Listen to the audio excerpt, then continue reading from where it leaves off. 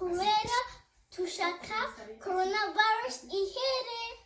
Rero turakenewe kuraba amagenzi vyacu tukine, tukenewe gukora neza hanyuma tugende kw'ishure.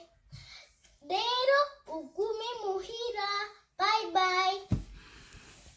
Je reste chez moi parce que je veux que la propagation de ce virus s'arrête. J'ai hâte de reprendre mes activités de danse avec mes amis.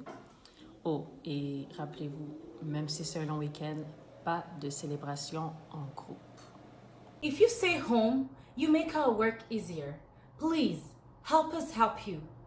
If you have to go outside, please don't wear gloves. Avoid touching your face and wash your hands as much as you can with hand sanitizer, and wash your hands with soap and water as soon as you get home.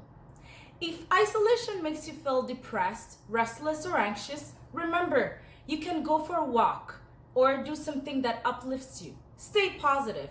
Together, we can fight and win this. Guma muhira wikingire. Guma muhira ukingire abandi. Guma muhira uzorekanye ubuntu. Guma muhira uzorekanye urukundo ukunda abandi.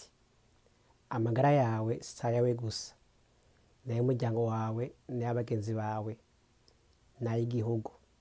Kuko ejo ibintu vyahera, igihugu kiragukeneye. Guma muhira.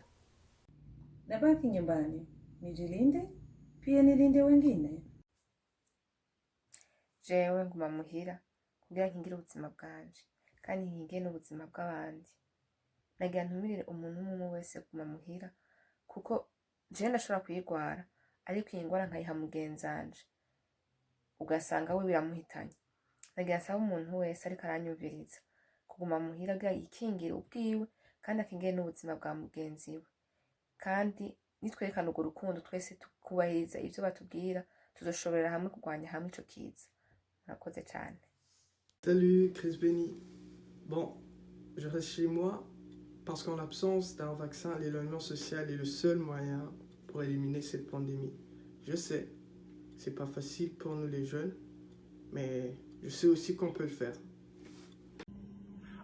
Nguma munzu kubera ko abageze mu zabukuru ari bo igeramiye kurusha n'abandi. Kurenga ku mpanuro za leta ugatumira mugenzawe ngo musangire mu nzu iwawe, ubuhemukiye urugo rwawe, ubuhemukiye n'umutumire wawe n'abiwe, ubuhemukiye igihugu cyose. Ntitubatumiye kuja ku rugamba, tubatumiye kuguma mu nzu.